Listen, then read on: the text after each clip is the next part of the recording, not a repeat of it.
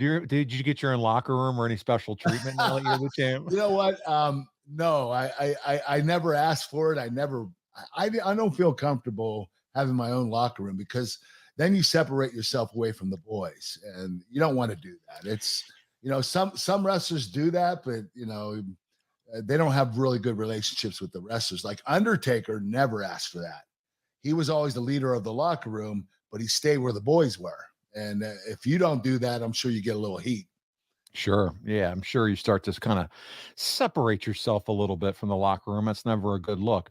Now, I do want to ask about creative because now that you're the world champ, I would think or I would imagine that you get a little bit more one-on-one time or involvement from Vince. A Did that lot. process change? Okay. Yes, a lot. And not only that, but he started asking me to go to the meetings, the production meetings.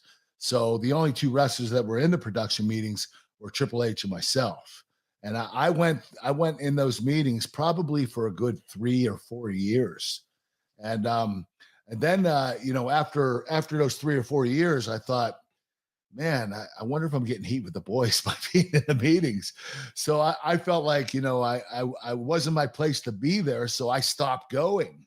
And I probably should have continued to go. But Vince wanted me to learn the whole facet of the business. He Okay. wanted me to learn production, wanted me to learn how to the writing and the creative and everything. So he wanted me to go in there and get more experience.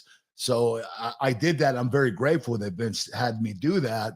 But after a while, I started thinking, am I getting heat with the boys for doing this? So I stopped going.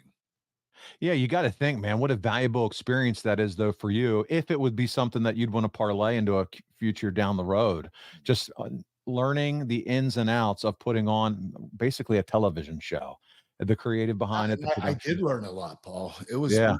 really good for me. Yeah.